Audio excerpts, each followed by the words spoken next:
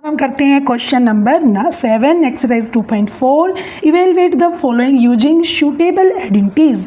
अब आइडेंटिटी हमें अप्लाई करना है इसके ऊपर। आइडेंटिटी आपको याद हो गई है क्या? याद नहीं हुई है तो आप एक बार याद कर लीजिए।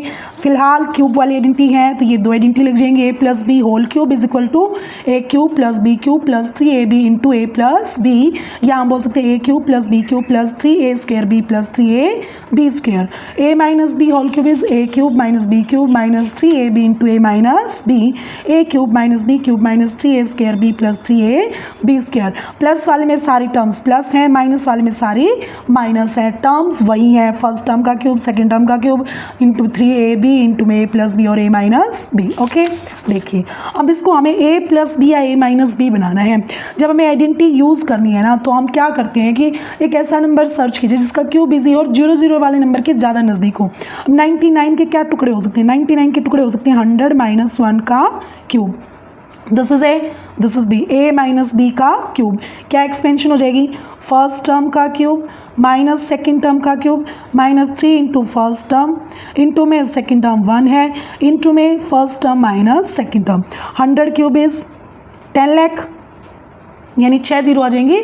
जीरो के ऊपर जितनी पावर होती है ना उतनी ही वो 2 से मल्टीप्लाई, जैसे 3 है और यहाँ 2 जीरो है तो यहाँ कितनी जीरो, कितनी एक्स्ट्रा जीरो हो जाएंगी? 6 हो जाएंगी। 2 4 और 6 जीरो आ जाएंगी। माइनस 1 माइनस यहाँ 300 की 100 से मल्टीप्लाई करेंगे तो 30,000 हो जाएगा। फिर माइनस 300 की माइनस 1 के साथ मल्टीप्लाई करेंगे तो प्लस 300 हो जाएगा। ओके, अब इसको आप सॉल्व कर लीजिए। जो नेगेटिव है ये पहले ऐड हो जाएगा, कितना?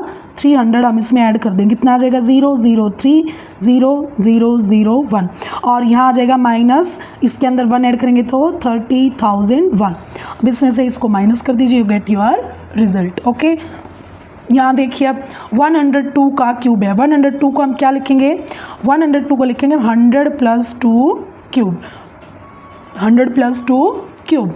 तो क्या हो जाएगा? अब दो टर्म्स का एडिशन का होल क्यूब है, खोल दीजिए। फर्स्ट टर्म का क्यूब प्लस सेकंड टर्म का cube plus 3 into first term into में सेकंड टर्म इंटू में first term plus second term. क्या आ जाएगा?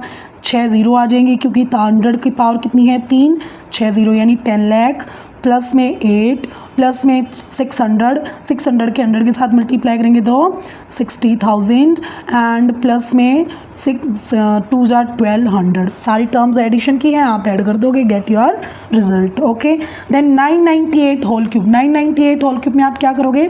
इसको हम लिख सकते हैं 1000 minus 2 whole cube and you can expand that. कौन सी आइडेंटिटी लिख जाएगी? फर्स्ट टर्म का क्यूब माइनस सेकेंड टर्म का cube minus 3 into first term into second term into में first term minus second term. Okay, question number 8 देखिए, factorise each of the following. अब इनका करना है फैक्टर। ओके, फैक्टर में देखो पहले भी बताया है आपको टर्म्स आइडेंटिफाई करनी पड़ेंगी क्योंकि क्वेश्चन एक्सरसाइज 2.4 कर रहे हैं और ये जो कंप्लीट एक्सरसाइज है ये आइडेंटिटी बेस है। आइडेंटिटी को ही माइंड में रख के हमें करना है। देखिए यहाँ पे दो टर्म्स के ऊपर क्यूब आ गया है, दो टर्म्स के ऊपर क्यूब दिखाई दे रहा है, ए क्यूब बी क्यूब बिल्कुल क्लियर दिखाई दे रहा है। इट्स मीन जो हम अभी दो आइडेंटिटी याद करके आए ना, ए प्लस बी का होल क्यूब और ए माइनस बी का होल क्यूब, ये वाली आइडेंटिटी इसके फैक्टर में आएगी। कैसे आएगी? सारी टर्म प्लस है ना, तो a प्लस बी का होल क्यूब बनेगा। अब a प्लस बी ढूंढिए, इसको हम क्या लिख सकते हैं? 2a का क्यूब लिख सकते हैं प्लस b क्यूब लिख सकते हैं। अब इसको देखिए 3a भी आते हैं, 3a स्क्वायर भी दोनों, 3a स्क्वायर क्या है?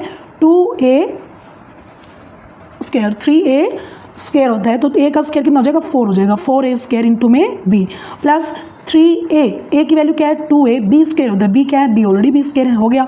अब इसको हम क्या लिख सकते हैं? 2a प्लस b का होल क्यूब और फैक्टर करने हैं तो क्योंकि पावर 3 है तो इनके 3 टुकड़ों में ऐसे डिस्ट्रीब्यूट करके लिख दीजिए, हो गई फैक्टर।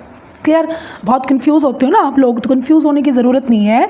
हमें ये देखना है स्क्वायर है, क्यूब है, या कितनी टर्म्स के ऊपर स्क्वायर है, कितनी टर्म्स के ऊपर क्यूब है, उसके अकॉर्डिंग हमारी आइडेंटिटी अप्लाई हो जाएगी और फिर वो फैक्टर हो जाएंगे उसके। जैसे यहाँ देखिए, एक तो लास्ट वाली टर्म पॉजिटिव है, बाकी सारी नेगेटिव है, दो टर्म्स के ऊपर क्यूब है तो ये आइडेंटिटी नंबर जो क्यूब में हमारी होल क्यूब में सेकेंड आइडेंटिटी है ना डिफरेंस वाली, A cube minus B cube minus 3a square B plus 3ab square, ये वाली आइडेंटिटी दिखाई दे रही है ना हमें। दो टर्म्स के ऊपर क्यूब है तो टर्म्स का क्यूब बनाइए। देखिए 2a whole cube minus b cube minus 3 into में 2a स्क्वायर होता है ना, स्क्वायर इंटू में b 3a square b plus 3 A मतलब 2a इंटू में बी स्क्वायर हो गई एक्सपेंड, बन गई ना। क्या किसके बराबर है वैल्यू, 2a माइनस बी का होल क्यूब, और इसके फैक्टर क्या हो जाएंगे 2a माइनस बी इंटू में 2a माइनस बी इंटू में 2a minus B. Okay clear, good. अब आ जाइए नेक्स्ट में, 27 minus 125a cube minus 135a, and I think something is missing here. इसका क्वेश्चन है हमारा 135a plus 225a square, 225a square भी इस स्टेटमेंट में है। ओके तो देखो क्या समझ में आ रहा है, कौन सी क्या आइडेंटिटी लगेगी इसके ऊपर, समझ पा रहे हो क्या। देखिए 27, अब यहाँ ए क्यूब दिखाई दे रहा है आपको, यानी कुछ ना कुछ क्यूब वाली ही आइडेंटिटी यहाँ पे ए क्यूब। 27 किसका क्यूब होता है, 3 का क्यूब होता है बेटा, 3 का क्यूब माइनस 125 ए क्यूब मतलब 5a का क्यूब, 125 5 का क्यूब होता है ना, माइनस अब क्या होता है 3ab, 3a क्या है हमारा 3 स्क्वायर होता है ना, 3 इंटू ए स्क्वायर, तो 3 का स्क्वायर इंटू में बी की वैल्यू क्या है 5a। ओके प्लस 3 इंटू में a यानी 3 इंटू में b स्क्वायर यानी 5a का स्क्वायर, यही होता है। अब क्या बन जाएगा 3 माइनस 5a का होल क्यूब हो जाएगा, 3a माइनस 5a का होल क्यूब, और इसके फैक्टर क्या हो जाएंगे 3 माइनस 5a इंटू में 3 माइनस 5a इंटू में 3 माइनस 5a हो गया। अगर आपको अच्छे से आइडेंटिटीज लर्न है तो ये फैक्टर करने में आपको प्रॉब्लम नहीं होगी। ओके